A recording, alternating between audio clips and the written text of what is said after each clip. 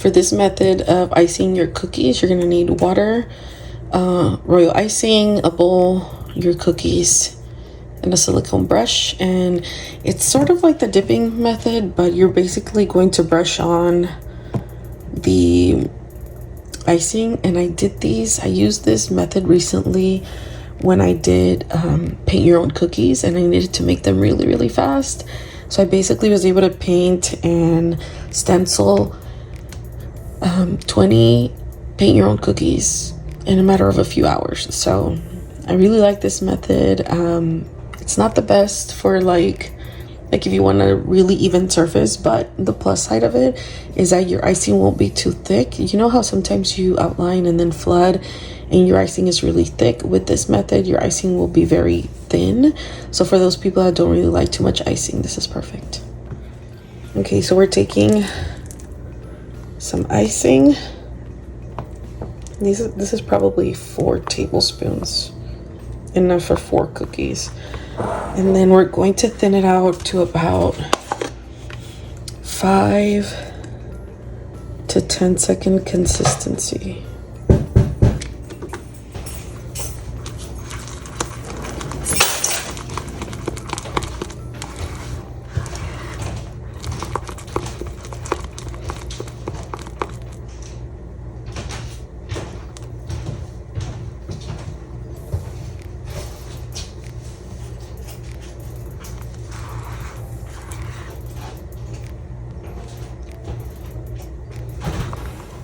Okay, so this is how your icing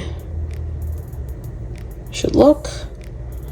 Once you do the test, which is like you basically just take some icing and drop it back into the bowl, it should take between 5 to 7 seconds for it to settle on its own.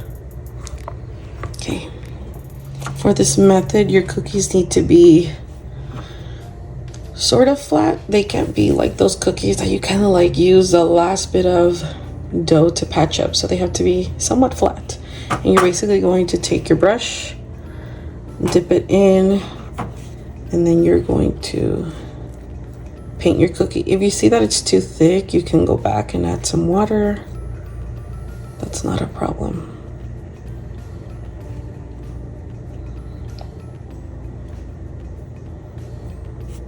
I feel like this is a tiny bit thick, so I'm adding in some more water.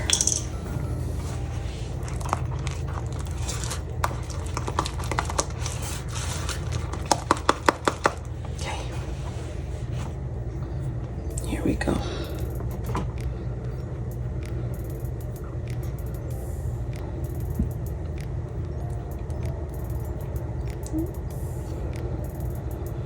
And then for the edges, you kind of just want to brush around, brush your cookie, try to take away any excess, and it's going to settle on its own. A very helpful thing for this is if you have like a little fan or a dehydrator, that's going to help you too.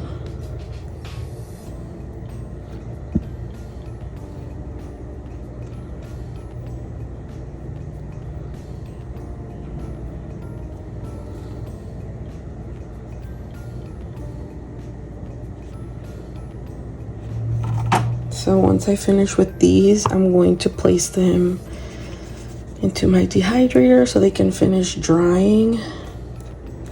And then I'll show you the final result.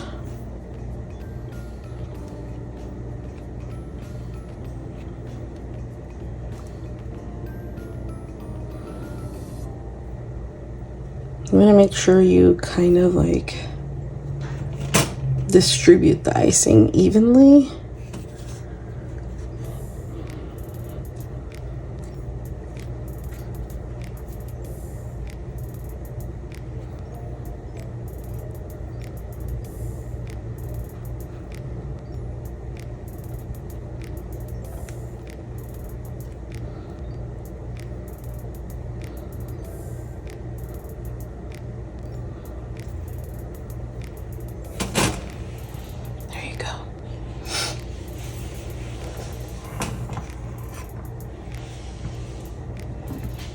If you see any bubbles, you can pop them. If you see any imperfections, you can fix them. You can also go back and add in some frosting.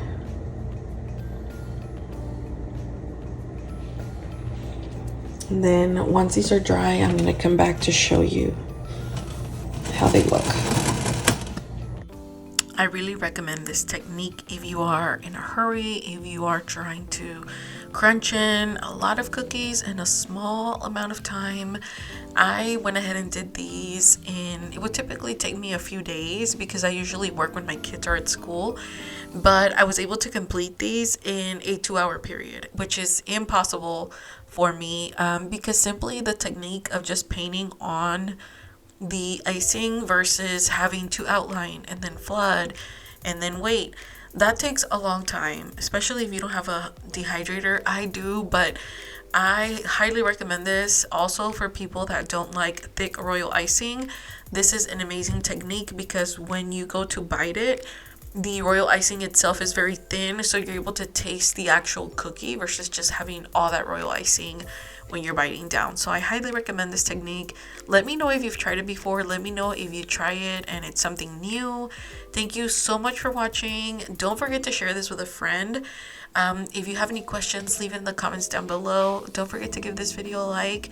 And if you haven't already, please subscribe to my channel. And I'll talk to you next time. Bye.